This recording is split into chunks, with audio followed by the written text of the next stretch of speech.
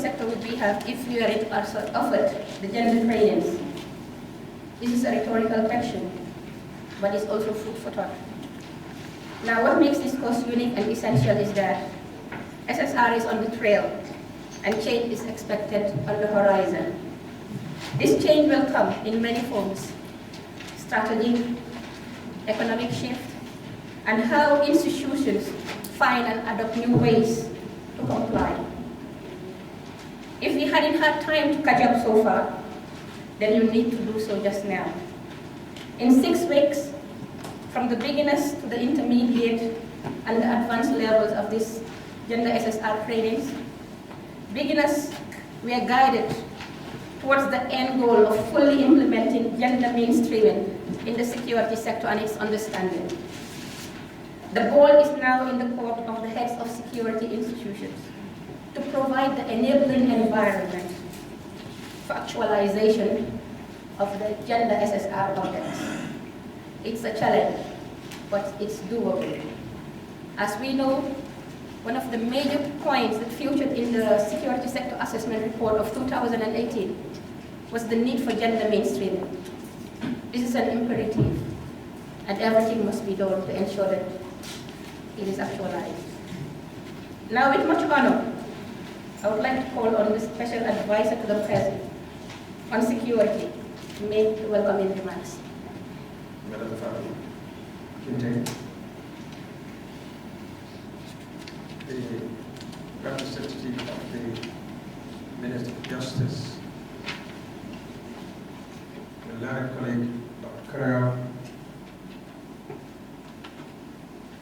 His Excellency, my dear friend, the Ambassador of the Gambian Union to the Gambia,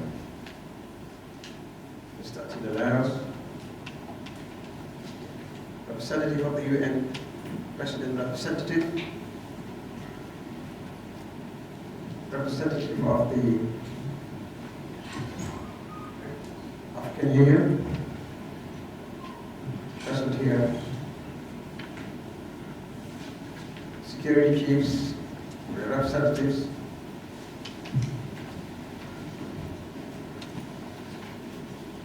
members of the IAG present here, the National Advisory Group, civil society representatives, distinguished ladies and gentlemen, all protocols respectfully observed. Good morning to you all. Good morning. And a warm welcome to everyone to this closing ceremony of the Security Sector Reform Gender Responsive Training. This marks the end of a 3-layer training module on the integration of gender issues in security sector reform. Therefore, I would like to take this opportunity to thank every one of you, both within and without, who have contributed to the success of this very integral training and a key component of the SSR. You started the basic training in July 2018, and then intermediate in May 2019. And finally today, you have completed the advanced course. Ladies and gentlemen, one of the key objectives of this training from the onset is to establish subject matter experts within security institutions to enable the gradual development of a security sector reform gender responsive specialist in support of implementing the SSR agenda of the government. Thus, as clearly put and articulated in the National Development Plan, the government of the Gambia, under the leadership of His Excellency Adam Barrow, is determined to promote gender equity, gender equality, and empowerment of women and girls for sustained socio-economic development. The security sector, which is a key pillar of our national stability and growth, cannot be left behind in this cardinal endeavor, among many reasons. One, to effectively provide security to individuals and communities. It is necessary to take into account that men, women, girls and boys face different insecurities based on socio-cultural gender. Also, research has proven that the integration of gender issues into SSR processes, in addition to being mandated by international and regional laws and instruments, enhances local ownership, effective service delivery, and oversight and accountability. Indeed, without doubt, I am confident that a lot of you drawn from the 8 national security institutions, civil society organizations, and Women's Bureau, totaling 43 in number, have learned some valuable knowledge and skills through the spell of the 3 modules that we are expected to utilize to effect gender-friendly reforms in policies, programs, and actions to guarantee fair play and equal participation of men and women in decision-making, including at the highest level of governance. Given that gender is a cross-cutting issue, the government urges all beneficiaries of the training, most particularly those from the civil society organizations and women's groups, to strengthen collaboration and information sharing between their institutions and the armed and security services. It is only through concerted efforts and teamwork that we can be able to holistically address gender issues affecting our institutions and society at large. To you, the security sector trainees, I hope this training has given you the tool to establish what is mostly lacking at your institutions when it comes to gender matters. We hope that gender policies, gender desk officer, gender-friendly promotion and recruitment policies, amongst others, will be advocated for and championed by you all. Equally, I'd like to remind you to share this knowledge with your colleagues at the job place who are not opportune to benefit from this training, so that the information can trickle down and engender mechanisms to prevent human rights violations in our quest to creating an efficient, accountable, and participatory security sector, which responds to the specific needs of men, women, boys, and girls. Before coming to my final point, we hope that this training is going to enhance your knowledge, but also grant you the capacity. Because we are very cognizant of the kind of society we live in. Our society remains very conservative, very cultural, at the same time, very religious oriented. The place of the woman within the concept of security sector must be clear. But those of you who are in the armed and security services must not only notionally view the opposite gender as just women, but we must accord them the professional respect, the discipline that is required, and grant them the reward that they deserve for their competence. Equal pay for equal contribution and for equal participation.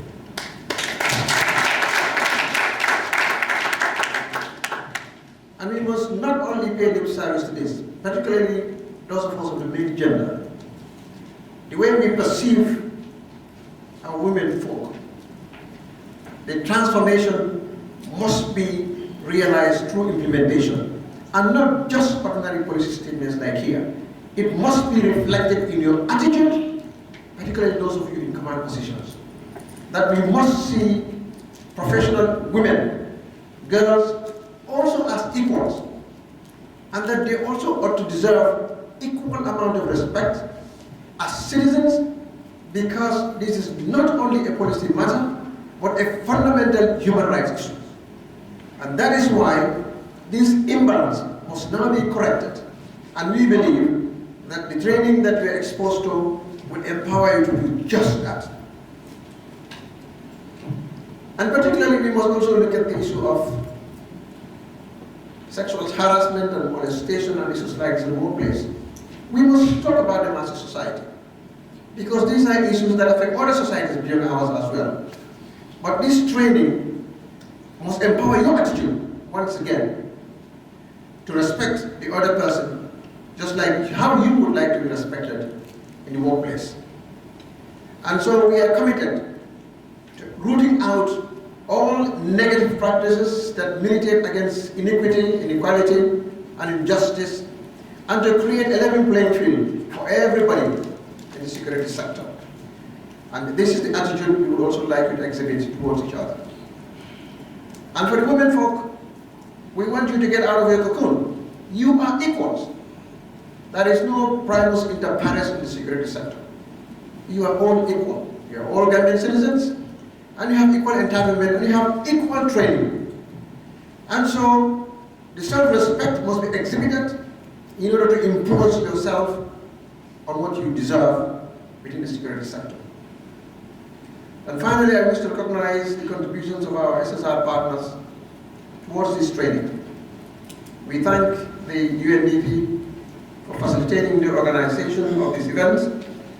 Equally, we appreciate the support provided by ECOWAS, the African Union, DCAF, the European Union, our premier partners, and other multilateral and bilateral partners towards this endeavor. We also thank the security institutions and civil society organizations for their collaboration, as well as the Office of National Security for organizing this training. I believe you're getting out of this hall as different persons, but it must not only end there. You must implement what you learn. You must practice what you learn, and you must believe in what you learn. Do not go through this system without allowing the system going through you. And you're doing it for the sake of the Republic of the Gambia. May God bless you all. Thank you. Special Advisor to the President, Honorable Mari Fati, His Excellency Ambassador of EU and ECOWAS representative, all other government officials present, UN colleagues and development partners here present, graduates, major, all protocol duly observed. I am pleased to be today with you to represent the UN family in the Gambia to this important occasion of the graduation of the hard-working gender representative drawn from the various security sector institutions, as well as from the Ministry of Women, Children and Social Welfare. First, allow me to commend the government of the Gambia under the leadership of His Excellency President Adama Barrow for their commitment to the SSR process. We recognize that SSR anywhere in the world is a long and challenging process. Fortunately, the government is conscious of this reality and has demonstrated commitment overcome all challenges since 2017, when the implementation to the security sector reform began. The participants graduating today have undertaken a long journey from 2018 to date. Already, basic, intermediate, and advanced level training courses have been aptly delivered and completed toward transforming the graduate into subject matter expert on gender-responsive SSR in their perspective institution. We just heard Honorable Fati, and his word come from her. Training can be only useful if we apply them. And I hope that the training that you receive will really help you to make your work environment better for you, for your colleagues, and for the population you serve. It's our pleasure that the final milestone has now been achieved as we celebrate this moment with certification. Congratulations. Congratulations.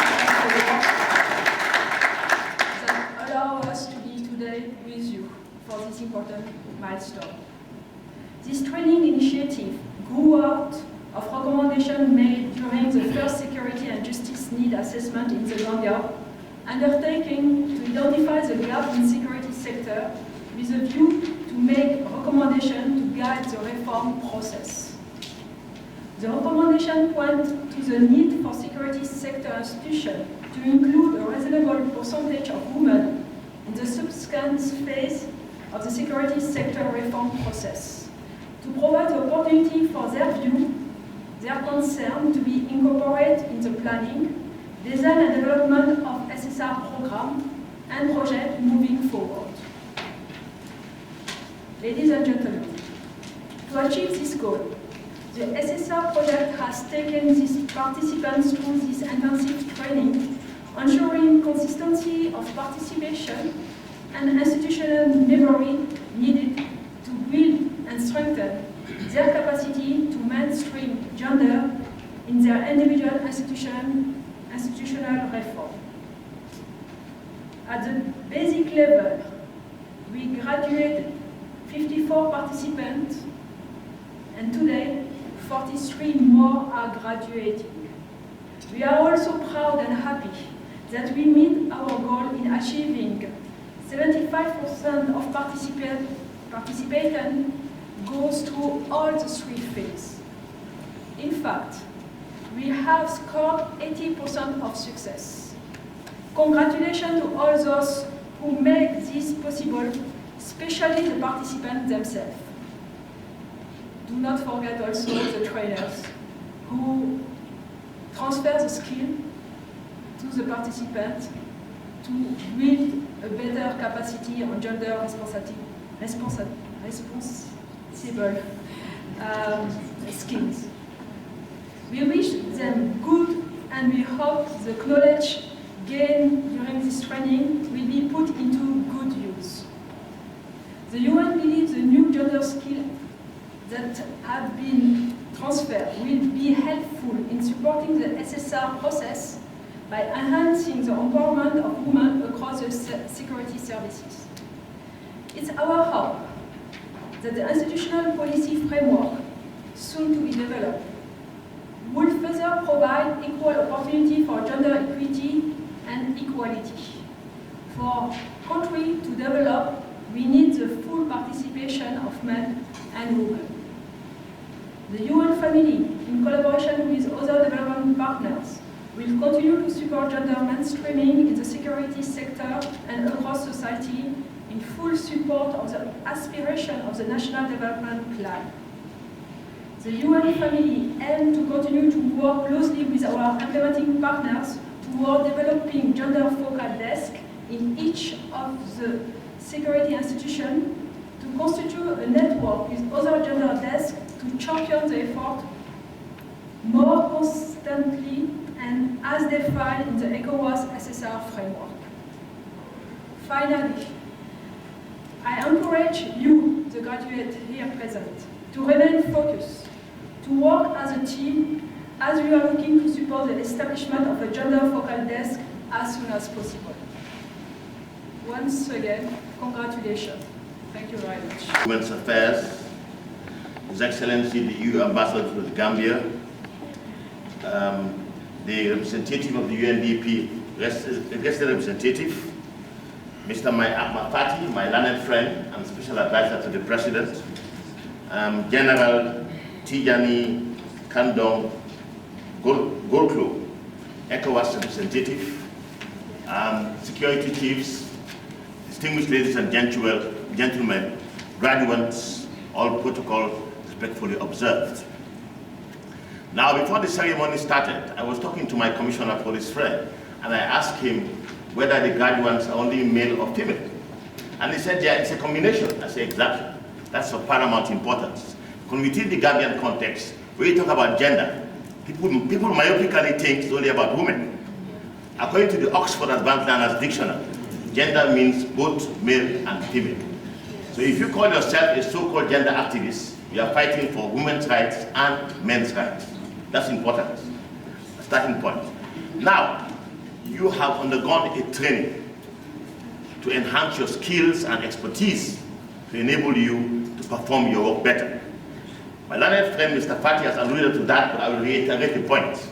It's a school of thought in academia.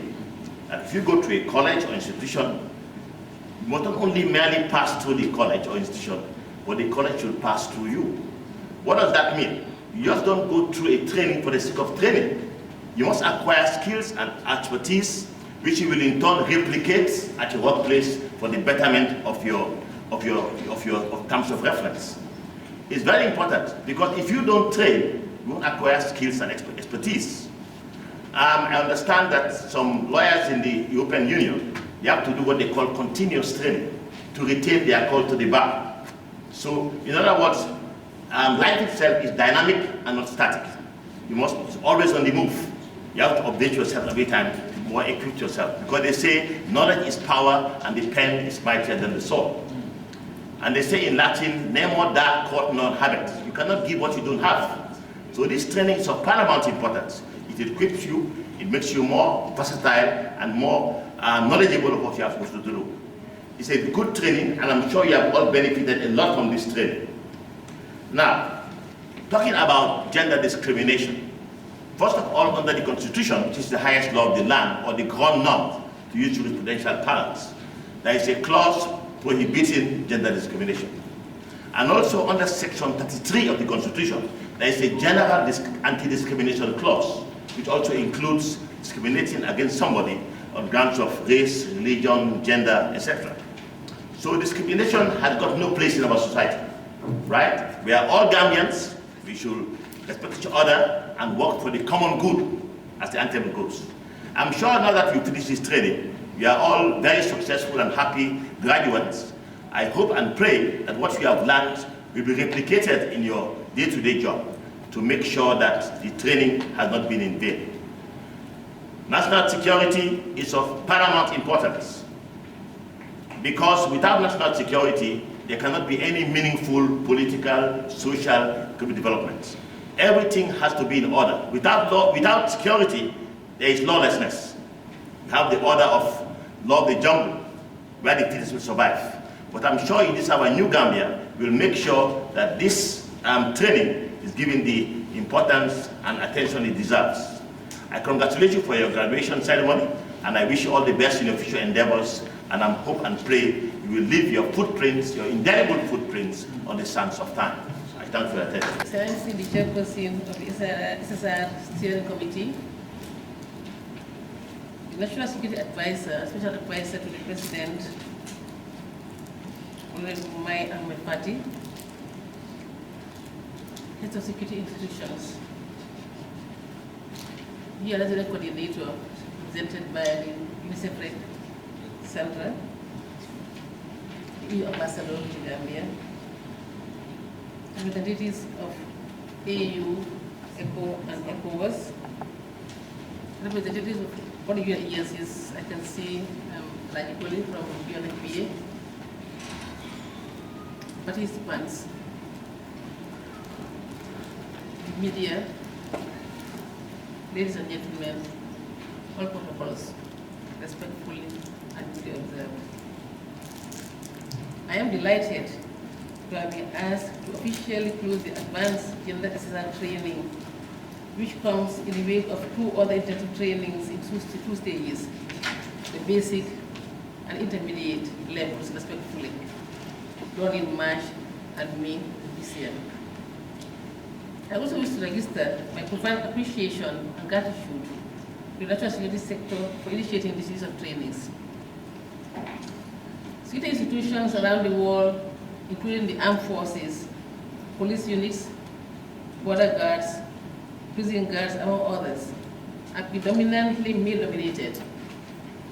One may be tempted to suggest that simply adding more women into these security institutions to obtain gender parity will lead to a solution and appreciation, participation of women. However, simply increasing the number of women does not comprehensively reform security sectors in a way that eliminates gender biases or builds sustainable and effective security institutions that protect the entire population equally. Security sector reform is a process of strengthening justice and security institutions to become more effective, accountable, and responsive to the security needs of all the people. Gender is usually an aspect of the SSR process that is long forgotten about or approached in an incorrect way sometimes. In addition to adding more women to the male-related field, inclusive security sector reform must also act to ensure that all security officials, both men and women, are more gender responsive. This means that security institutions must begin to incorporate gender concerns into the fabric and culture of their standard operating procedures. It also means a comprehensive capacity building and training of the security personnel. This is what has been happening in Gambia since March. But this is not to say that gender-balanced security institutions are unimportant. On the contrary, women's inclusion in the security sector is critical to enhance institutional capacity to be more responsive to the entire population it is to protect, including men, women, boys, and girls. For instance, evidence has proven that adding more women to peacekeeping missions improves the operation's overall effectiveness within a conflict or post-conflict setting. But in addition to increasing women's participation in the security sector globally, it is important to institutionalize gender awareness and responsiveness training for all security officials when reforming institutions. As the country is embarking on comprehensive reform of the security sector to strengthen the justice and security institutions, to render them accessible and responsive to the needs and rights of all women, men, boys, and girls. In the Gambia, it is imperative to ensure that the entire security sector participates effectively in this process. The chairperson, ladies and gentlemen, this reforming of the security sector, I understand, is part of the government's wider reform agenda to further transform the country and uphold the highest standards of democratic governance. We are all aware that the government of the Gambia recognizes gender equality and women's empowerment as a key factor to the attainment of social and economic development, and therefore has itself committed to gender equality, empowerment, and the welfare of women and girls.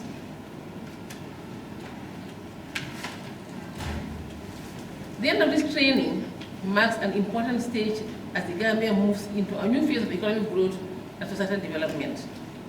With widespread acceptance of gender mainstreaming in the security sector as a necessary imperative, it is an opportune moment to consider the linkages between gender mainstreaming in the security sector and security sector reform, both of which aim at preventing and reducing the impact of low-level participation of women in the security by increasing preparedness and resilience through trainings.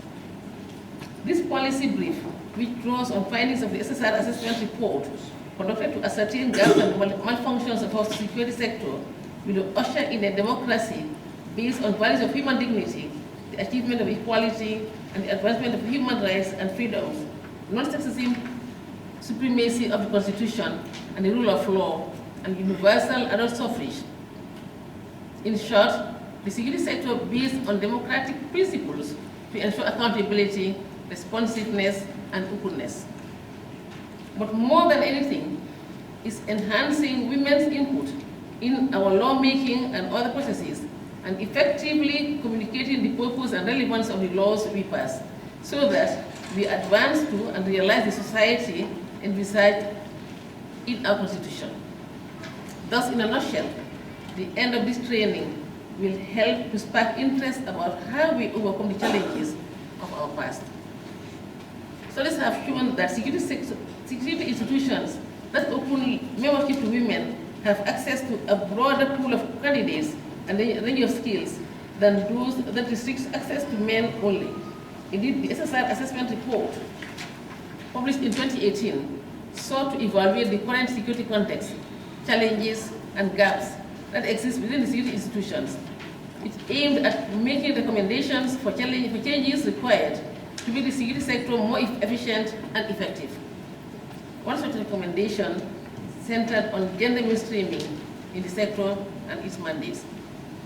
Therefore, a strategy for the government and civil society to shape the Gambia's national security priorities for the ensuing years, establish a robust national security architecture that is well-equipped, disciplined, and professional, and respects human rights principles, must incorporate gender and gender issues. This will be used as a framework, reference, and guiding tool for strengthening the focus on management and oversight across the security sector. In every measure, the trainings on gender SSR deliver the chance to advance fresh strategic ideas that will distinguish the Gambia globally through its ability to rebuild its security institutions to maximum effect for the country. Hence, it will equally and equitably address women and men's concerns through mainstreaming gender in all security sector reform policies, programs, and projects. This would breed social cohesion, effective participation, and enhance ownership by men and women in the security sector.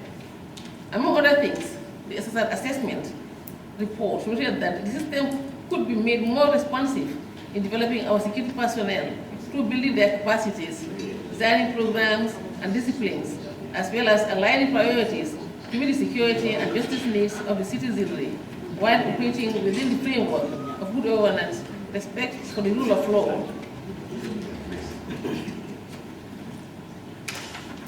and human rights, and international instruments, international humanitarian laws. This reinforces the national gender machinery, including my ministry, the Ministry of Women, Children, and Social Welfare. It must be noted that the gender policy is not aimed at replacing institutional policies, but to enhance their implementation processes and ensure that they are gender sensitive. Each stakeholder in the security sector, therefore, shall be responsible for ensuring the gender focal persons nominated for these trainings are encouraged to establish gender units in their respective institutions where they do not exist. My ministry will render the necessary support required to establish these gender units of the respective security institutions in line with the Gender and Women Empowerment Policy 2010-2020. Thus, this final level of the gender SSR training has provided you, the participants, with the necessary knowledge and skills to overcome the challenges of our past by developing a strategy for incorporating gender mainstreaming in the SSR process in all the 8 identified security sector institutions in the country. This is particularly necessary in any process that must impact on people. The mainstreaming of gender in the security sector reform should include the integration of gender and gender-based violence into the training curricula of all the training institutions of the security institutions across the country.